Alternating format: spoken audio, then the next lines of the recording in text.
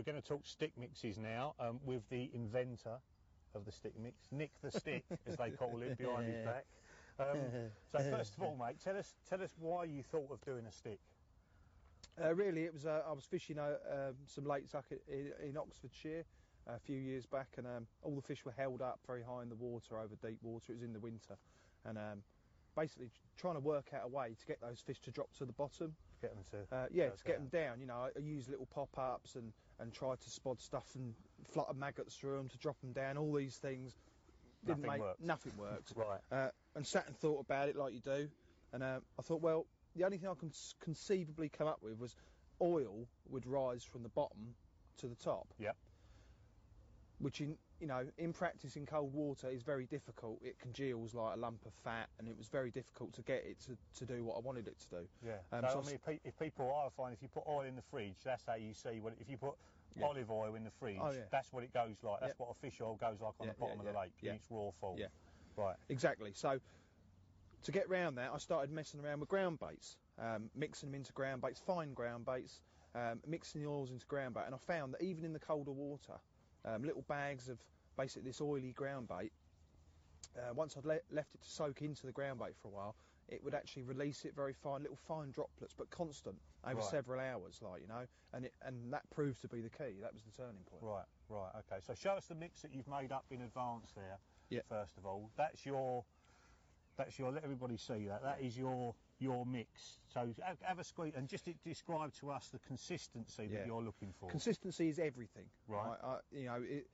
Consistency is everything. It needs to be a good stick mix. Should be able to hold together like that, and then you've only got to touch it, and it crumbles down, almost a cakey texture. Yeah. That's perfect. But to get it like that, you can't just make that up on the bank. Right. To get my mixes exactly how I want them, I make them up at home. Probably 2 days before I go fishing, in a food processor, an old food processor that I got from Jumble Sale years and years ago. Not Rachel's one. No, thank God, no, she wouldn't go.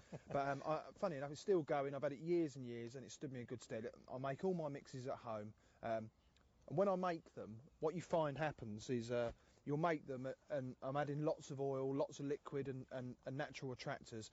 And the finished mix actually looks like wet builder's sand, unusable. You'd look at it and think, well, that's just rubbish, Right.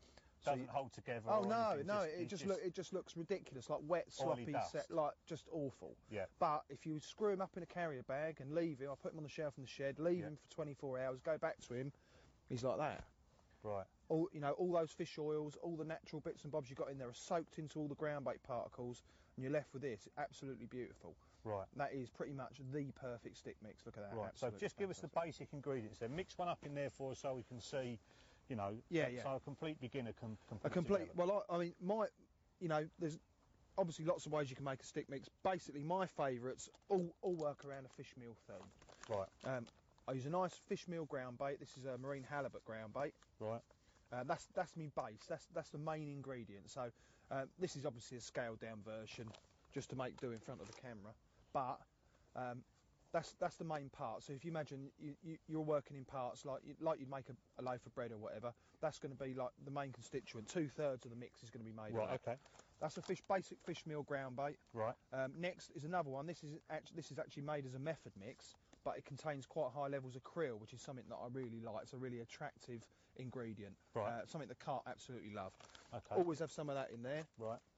And then dependent on the clarity of the water, like for instance we're fishing here now it's very clear, and if it was very bright and you're fishing for big carp that are being fished for, they can be quite scared of obvious things. Right. Okay. So basically this is very little more than a dye really. Right. Okay. I'll add that in various amounts. That's a Mino black ground bait. That's a Mino black ground bait. Right. Okay. Basically just to try and if I was fishing a sort of more coloured water where it was hungry and I want a visual aspect, I wouldn't put any colour in it, because when the stick mix breaks down, it becomes quite blatant. Yes. And even a small stick, once it's fully fluffed out, broken down over a couple of hours, can be like quite an obvious thing from quite a distance. But anyway, in these clearer waters, I'd like to add a bit of black. Right. Okay. So basically, give them a thorough mix in, and then add your liquids. Right. You can make this as complicated or as easy as you like. It doesn't need to be complicated at all. Okay. I've got 3 basic ingredients, and then oil. Oil is a key to my stick mixes. Right. And what oil is that? That is a liquid halibut pellet. Right. Okay. Yeah. Cool. It's got added betaine in it and that. Right. You can use any fish oil. Depending on the time of year, I like to use different oils, I'll be honest. But essentially, once the water's nice and warm, a fish oil is a fish oil. So springtime onwards. Yeah, springtime onwards. Right, from okay. now onwards, like. Right. And you can hear how sandy it is. Oh yeah, in the thing, you can see almost it looks unusable now. Yeah.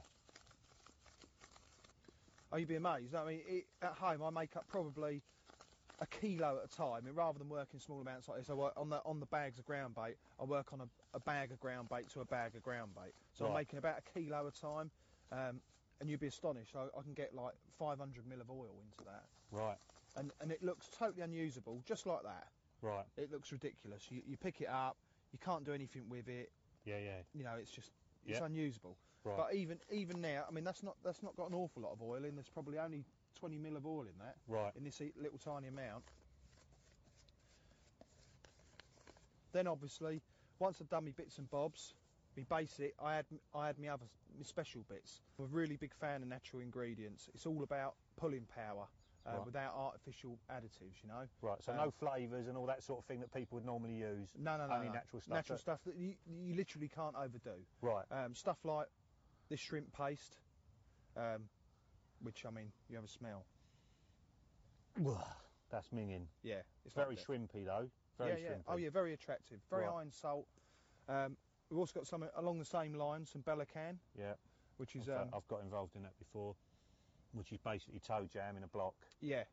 Again, you can't overdo these things. You know, right. they're very strong smelling, but they're a natural product. Right. And again, wild salmon, right. full of omega-3, really